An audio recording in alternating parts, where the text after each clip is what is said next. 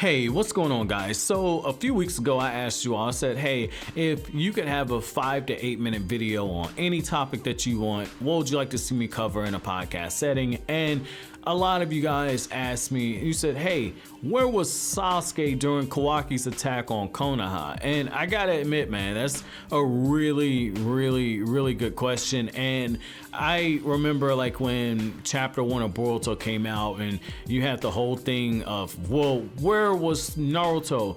Did Kawaki really send Naruto away? Did Kawaki actually kill Naruto? What happened to Sasuke? How could this kid defeat both of them?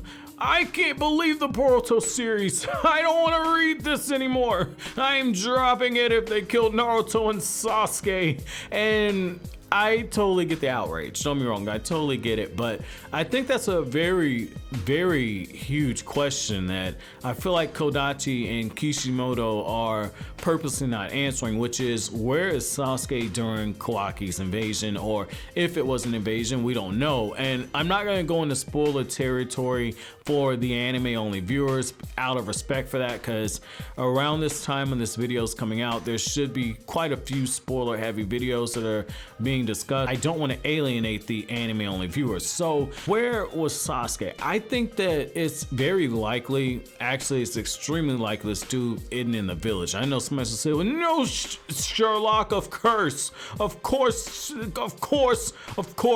way to state the obvious. And it's not necessarily that, but there's a few different angles that the story could take. The most obvious one is that Sasuke is continuing to search through all of Kaguya's dimensions, looking for information on the Sasuke clan. The other thing is we know that Sasuke is going through the underworld, and he's known through the underworld. Like during the Mujina Bandits arc, like the dude saw Sasuke and he crapped himself because he's, oh, you're Sasuke Uchiha, like, don't hurt me. And here's the thing, right? When you look at those two things, that's very likely. But I think the other thing that could be very possible is the fact that, and it'd be very interesting if this happened, you know, Kawaki told Boruto, I'll send you our since the 7th. And a lot of people take that to imply that Naruto's either sealed away or he's actually dead. But the other thing that could be happening is you could have a scenario where Sasuke, for whatever reason, is aware that Naruto isn't in Konoha, and he might be going to go find him. I think that that'd be really cool, and that could be an arc in itself if you have Boruto and Team 7 kind of tag team along with them. That could be something that works. But the other thing is I also feel as if while this is going on, if you have Sasuke in one of Kaguya's dimensions looking for information, that could be a really good story arc also, because one of the things that, at least for me, one of the things I've wanted ever since Kaguya was introduced was more information about her clan. That's one of the reasons why I hated the ending of the Naruto series, because if you would have just had Madara, I'd have been fine. But with Kaguya, there was hardly any foreshadowing. And I don't care what Naruto Shippuden did, where they added the filler arc where you got the backstory on Kaguya and you got her old tragic love story.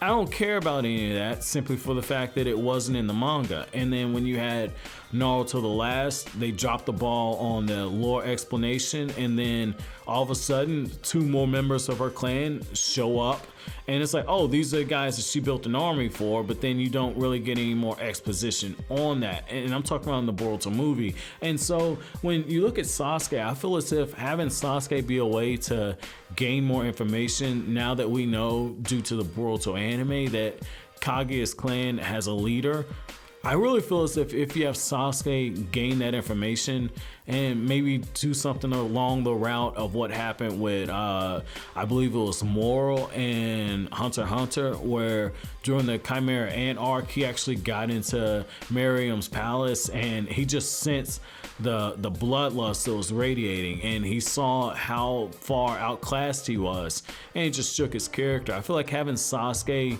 encounter something like that could be something that is very good for the story. Obviously Sasuke is not in his character to back away from a challenge like that, but he is somebody that strategizes, and for him to realize that there's someone that much more powerful than Kaguya, and then to come back to Konoha and learn that Naruto's sent wherever he is, or potentially Naruto's been killed off, that would create an instant boost of tension. I feel like that could be something that really helps the story. Now, another theory that I saw that I'm not the biggest fan of is that while Kawaki's doing everything he's doing in Konoha, you actually have Sasuke infiltrating the Kara base, that base that you saw Jigen at, where he's talking to Delta and he's doing all this research, and Sasuke stumbles across that. The reason why I don't like that theory is that feels too much like what happened with Jiraiya. And I get this part where